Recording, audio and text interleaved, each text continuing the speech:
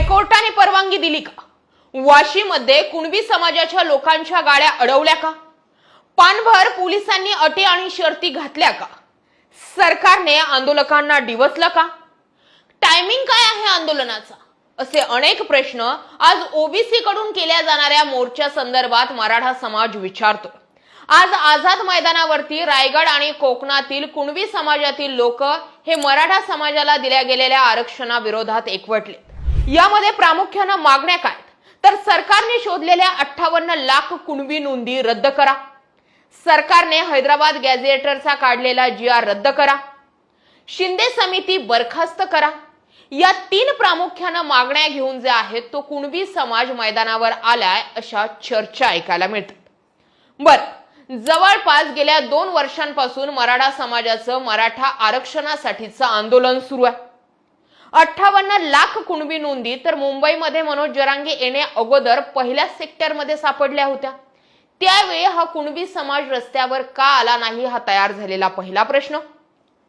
दुसरा प्रश्न, मनोज जरांगेंचं आंदोलन गुंडाळून किंवा आंदोलन मागे घेऊन जवळजवळ महिना उलटला, आताच कुणबी समाज रस्त्यावर का आला? कुणबी समाजाला रस्त्यावर उतरवणारा मागचा करता करविता कोण हा प्रश्न तयार होतोय। कारण आझाद मैदानावरती स्टेजची व्यवस्था आहे, आझाद मैदानावरती ओबीसी समाजाला ओबीसी समाजाचे नेते मार्गदर्शन करणारे आणि मार्गदर्शन करणाऱ्यांमध्ये नेता कोणी सामाजिक कार्यकर्ता किंवा मनोज जरांगेंसारखा राजकारणाची पार्श्वभूमी नसलेला व्यक्ती नाहीये।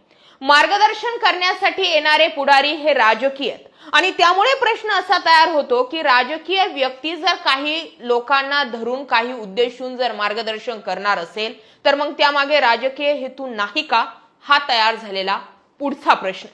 यापेक्षाही जोरदार चर्चा अशा सुरू झाल्यात की ओबीसी समाजाचा जो मोर्चा आज मुंबईमध्ये जातोय या मोर्चाला काही अटी आणि शर्ती घातल्या गेल्यात की नाही? हायकोर्टामध्ये कोणी पिटिशन दाखल केली का नाही? हायकोर्टाने काही या मोर्चावर टिप्पणी केली की नाही? सरकारने पोलिसांचा बंदोबस्त वाढवला की नाही? वाशीवरतीच गाड्या अडवल्या गेल्या की नाही? गाड्यांच्या चेकिंग झाल्या की नाही? जिथे जागा नाहीये किंवा कुठेही जर गाड्या पार्क केल्या असतील तर त्या गाड्यांवरती फाईन मारलेत की नाही? हे बघा, हा विचारलेला मुद्दा हा एखादा मराठा समाजा व्यतिरिक्त दुसरा समाज मुंबईमध्ये येतोय आणि तो मोर्चा करतोय म्हणून हा प्रश्न किंवा त्या मोर्चा विरोधात हे प्रश्न नाहीयेत। हे प्रश्न आहेत सरकारच्या भूमिका आणि सरकारच्या यंत्रणांविषयी। आणि त्यामुळे गेल्या काही दिवसांपासून मनोज जरांगे जे वारंवार सांगत होते की मोठं काहीतरी घडणार आहे, आमच्या जातीवर आले तर आम्ही तुम्हाला सोडणार नाहीये, याचा अर्थ बाहेर मराठा समाजापर्यंत माहिती उशिरा पोहोचली। मात्र जरांगेंना पुरेपूर माहिती होती की ओबीसी समाजाचा निघणारा मोर्चा हा प्रामुख्याने मराठा आरक्षणाविरोधातच आहे। कारण ज्या सापडलेल्या 58 लाख नोंदी आहेत त्या नोंदीही रद्द करा ही प्रामुख्याने पहिली मागणी। दुसरी मागणी मग हैदराबाद गॅझेटची आणि तिसरी मागणी शिंदे समिती बरखास्त करा अशी। या 3 मागण्यांचा जरी विचार केला तरी मराठा समाजाच्या आरक्षण धोक्यात येते। पण केव्हा? जेवढ्या ताकदीने मराठा समाज मुंबईमध्ये एकवटला होता त्याच ताकदीने जर ओबीसी समाज मुंबईमध्ये एकवटला। मनोज जरांगेंनी 5 दिवस न खाता न पिता उपोषण केलं होतं, त्याच पद्धतीचं उपोषण करणारा एखादा राजकीय नेता 5 दिवस आझाद मैदानावर बसायला तयार असेल तर? मनोज जरांगेंनी रेकॉर्ड केलंय 15 ते 17 दिवसांपर्यंत उपोषण करण्याचं, त्याच पद्धतीने एखादा राजकीय नेता 15 दिवस 17 दिवस उपोषण करायला तयार असेल तर? मनोज जरांगेंनी सभा घेतल्या, मनोज जरांगेंच्या सभाचा तामझाम, मनोज जरांगेंच्या सभेला जमलेली गर्दी आणि मनोज जरांगेंनी उभ्या केलेल्या मागणीसाठी तयार झालेला फंड, एवढीच ताकद पैशांची हे राजकीय पुढारी लावायला तयार असतील तर आणि तरच मनोज जरांगेंनी ज्या मागण्या मान्य करून घेतल्यात त्या मागण्यांना धक्का लावणं शक्य होऊ शकतं। मात्र त्यासाठी पुढारलेले तेवढे पुढारी सुद्धा दानशूर हवे। एकंदरीत प्रश्न तयार झाल्यानंतर आता मुद्दे असे आहेत की उद्याचा होऊ घातलेल्या मोर्चाची तळी आजच मुंबईमधून भरली जाते का आणि मग उद्या भंडारा उधळला जाणार आहे का असा प्रश्न तयार झालेला आहे। एकामागून एक तयार झालेले प्रश्न सांगतायत की मनोज जरांगेंनी मुंबईमधील त्यांचा मोर्चा आंदोलन मागे घेऊन खरोखर आरक्षणाची एक छोटी लढाई जिंकली होती। खरी लढाई तर अजून समोर यायची। तिकडनं गुणरत्न सदावर्ते, पुढून जाऊन हायकोर्ट, बाकी ओबीसी नेते, तिकडनं विजय वडेट्टीवार, आता कुणबी समाजाचे निघणारे मोर्चे, नंतर सरसगट ओबीसींचे निघणारे मोर्चे, हैदराबाद गॅझेटरनुसार बंजारा समाज जो आहे तो बंजारा समाज एसटी मध्ये जातोय ती मागणी, धनगर समाजाने सुरू केलेले आरक्षणासाठीची लढाई, या सगळ्या गोष्टी जर बघितल्या तर जरांगेंना खूप शेवटपर्यंत तोंड द्यावंच लागणार आहे.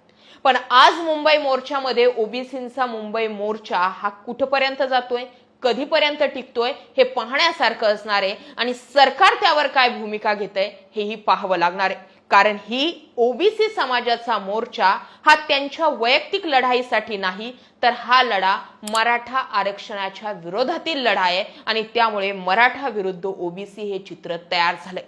दोन जाती आमने सामने जरी आलेल्या असल्या तरी लक्षात घ्या, या सगळ्या चक्रव्यूहाभोवती मनोज जरांगेंना खुटा ठोकूनच उभं राहावं लागणार आहे. आत्ताच्या राजकीय घडामोडींचा जर अंदाज घ्यायचा ठरला तर महानगरपालिका निवडणुका तोंडावर आहेत. या निवडणुका लढायच्या असतील तर सरकारला ना ओबीसींना नाराज करता येणार आहे, ना मराठ्यांना नाराज करता येणार आहे. आता जर एक समुदाय घटका जर आपण बघितला तर पुढारलेले जास्त मराठा समाज आहे असं म्हटलं जात असलं तरी सुद्धा मराठा समाजाचं मतदान हेच देशातील, राज्यातील आणि छोट्या छोट्या पंचायत समितींमध्ये निर्णायक ठरतं हे सुद्धा सरकारला ओळखूनच पुढचे पावलं उचलावे लागणार आहे. छगन भुजबळ आणि अजित पवार यांच्यामध्येही खटके उडतायत हे समजून येते. याचा अर्थ आता छगन भुजबळ बंडखोरीच्या तयारीत आहे असं चित्र दिसून येतं.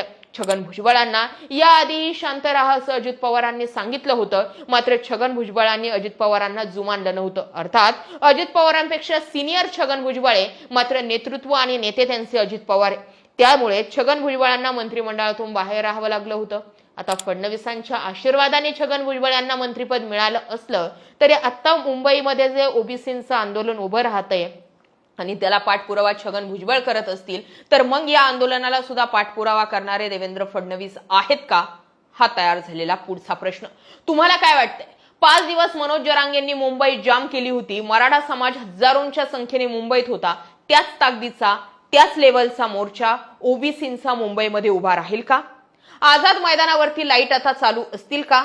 आझाद मैदानाच्या आजूबाजूच्या खाऊगल्ल्या सुरू असतील का? आझाद मैदानावरती मोर्चेकरांना पाणी प्यायला मिळणार आहे का? हायकोर्टामध्ये कुठल्या सुनावणी घडणार आहे का? हायकोर्ट या मोर्चावरती प्रश्न तयार करणार आहे का? एक ना अनेक प्रश्न मी तुमच्यासाठी सोडून जाते, यावरती तुम्ही जरूर व्यक्त व्हा. अशाच माहितीपूर्ण व्हिडिओसाठी आपल्या चॅनल आवर्जून सबस्क्राईब करा. जय महाराष्ट्र.